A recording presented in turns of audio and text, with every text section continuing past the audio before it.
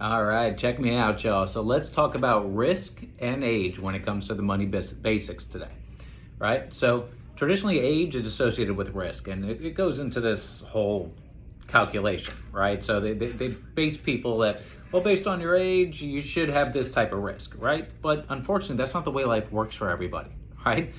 A lot of people get to their 20s or 30s and they don't have any money saved up, right? Even more so, people will get to their 50s and 60s and have a very small amount of money saved up. Now you got other people that are going into retirement and saying, well, I got my Social Security, but really didn't save all that much up. So I'm going to approach it a little bit differently. While some of that is factual in my opinion, it doesn't always work out, right? So for example, I'm 41 years old, right? I do have investments, but I'd like to have more. So I actually invest closer to probably a late 20 to early 30-year-old, right? I have a very high risk tolerance. I'm in things like cryptocurrency, right? I fully expect dips, crashes, right? I know one day my account will be this, and I could open my eyes the next morning and my account will be way down here. Anyone who's experienced cryptocurrency understands that there are enormous fluctuations, and that comes with very high risk. So traditionally with high risk, the younger you are, you have more time to handle the losses, deal with the losses, process them, keep whatever the case may be. So that's kind of how they base it, right? If you're young, you are far more risk adverse, which means you can take losses. That's just the bank's way of saying, hey, you're young, you can take more losses. So again, not untrue because you got time to make it up, but risk should be considered by the individual, not necessarily the age range.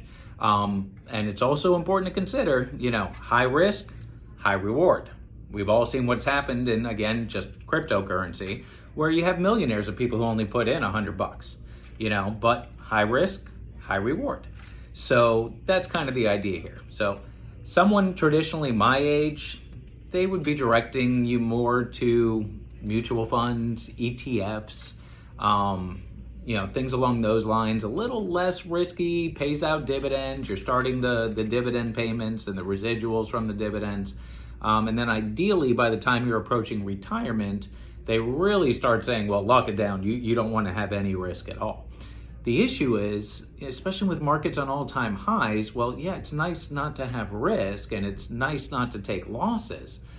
But if you are investing wisely, you're kind of going to mitigate that risk and be able to enjoy some of the ride of what's going on right now. So it's kind of a catch-22, right? So again, from a perspective of money basics, it's very important to get going, right? If you do have risk tolerance, meaning, I got $100, I'm okay if I lose 20 to 50 right now, right?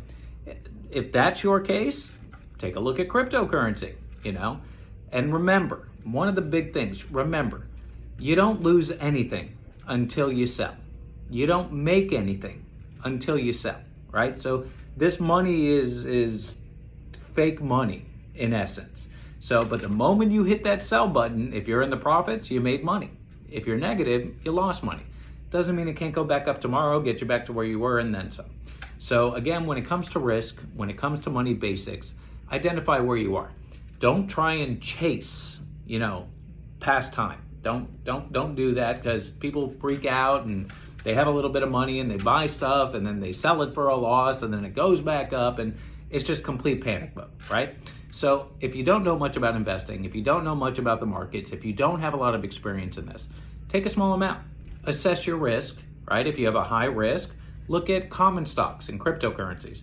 If you're more along the middle road risk, look at ETFs, right? And then if you have really no risk at all, you can keep looking at mutual funds and keep looking at CDs. And look, if you're set, great.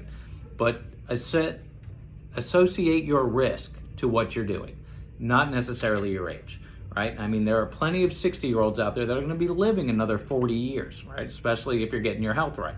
So if you're going to be living another 40 years, do you have enough money to get there? That really doesn't apply to the same age range that people were starting to tell people to do stuff at 60 because they weren't necessarily making it to 100, right?